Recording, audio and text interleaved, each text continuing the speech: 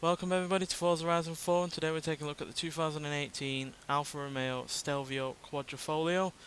Now this started production in 2016 and is Alfa Romeo's first production SUV and shares the same platform as the Giulia Sports Saloon that is also on this game, and it is named after Italy's highest mountain pass, the Stelvio Pass, and it's been raised 8.7 inches compared to the Giulia Saloon car, but does share most of its mechanics. The only real difference between this and the saloon car is obviously the all-wheel drive system and obviously that ride height. And yeah, the Alfa Romeo have gone to extensive lengths to keep this car down in terms of weight over the saloon version. So it's got aluminium fenders, bonnet and boot lid, as well as aluminium suspension parts, brake parts and engine parts, all of which aid this car, meaning that it's only a mere £612 more than the saloon version, which is an incredible achievement really. And yeah, that means that this car isn't all that much slower than the saloon version, while also being a car that obviously has a few advantages over that saloon version. Obviously it's got all-wheel drive, so it's capable of going off-road, though how much I don't know. Obviously this is only a game, so I can't really properly test that. But it also has more space interior wise as well, because obviously it's a hatch on the rear end, so you've got a huge boot there. And yeah, probably slightly a bit more room inside as well for passengers, because obviously you got a bit higher roof line there, so you got more headroom there than you would in the saloon version, and you don't have quite the small doors at the front that the saloon version does, so there's a little bit more room to get in there as well. Now obviously it does have more weight than the standard saloon version, and unfortunately it does have to deal with the same power and engine. So it's a 2.9 litre twin turbocharged V6 producing 506 horsepower and 442 pounds-feet of torque.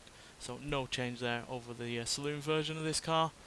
But considering there's so little extra weight over the standard version, over the standard saloon version, but it also has that all-wheel drive system, it means that acceleration wise it's very close between this and the saloon version. There really isn't a massive difference, especially considering how much extra weight there actually is.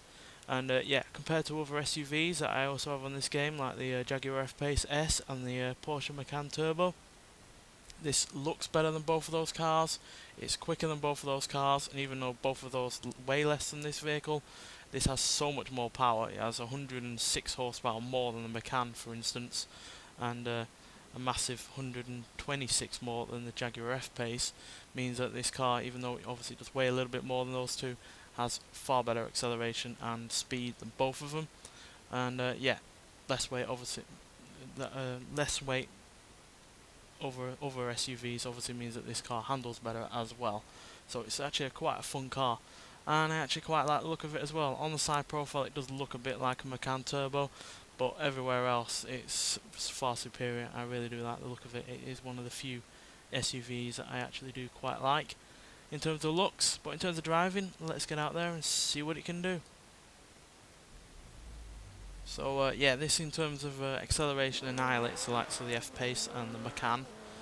It's nearly 0.3 of a second quicker than the Macan to 60, and it's about 2.5 seconds faster to 100. It's about 3.5 seconds faster to 100 over the Jaguar F-Pace, and yeah, more than 1.2 seconds quicker to 60. So yeah, really impressed by the acceleration on this, as it can do 0 to 60 in 3.916 seconds and 0 to 109.5 seconds, going on to a top speed of 180 miles an hour. So yeah, you'll probably struggle to find an SUV that's quicker than this. I'm sure like actually the Jeep Trackhawk are quicker than this, because obviously that's a whole lot more power, even though it does weigh a hell of a lot more. But this handles really rather well as well. It's got 50-50 weight distribution. It's very little in the way of weight for an SUV. Like I said, it doesn't weigh all that much more than the likes of a Jaguar F-Pace or a Macan, but it has so much better handling because this just feels a lot more sporty.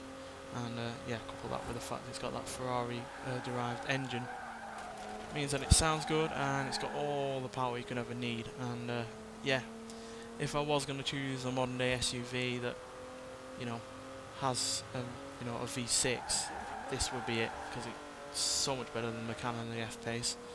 Granted, if I was going to go for a V8 powered SUV, I'd probably consider the Range Rover SVR or the Jeep Trackhawk, but this outhandles both of them, quite frankly, and looks as good as both of them as well. So yeah, and obviously it's an Italian car, so it's got plenty of flair to it, and even though the interior is a little bit bland, it's a little bit too German for me, especially compared to previous Alfa Romeo interiors which had a bit more style to them. It's got everything that you could need from a luxury SUV, and yeah, combine that with the fact that it just blitzes other SUVs that have either less weight or more power than this. Just kind of, you know, means that Alfa Romeo have got the balance bang on, really. And yeah, really impressed by it.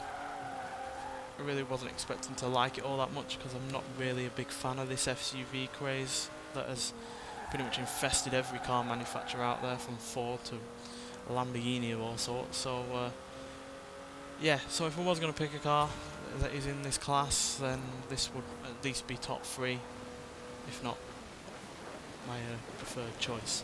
So yeah, it's a part of the car pass, so I highly recommend trying it out if you've got the car pass. It is a far better car than you would imagine an SUV being from a company that's never really done it before. So yeah, get out there and try it.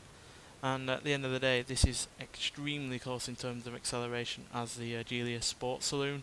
For instance, it's only 0.116 of a second slower to 60, which, when you consider how much more weight it's got, is a massive technical achievement for Alfa Romeo. And yeah, I really do doff my cap to them for being able to do such a thing in such style. So yeah, really rather like it.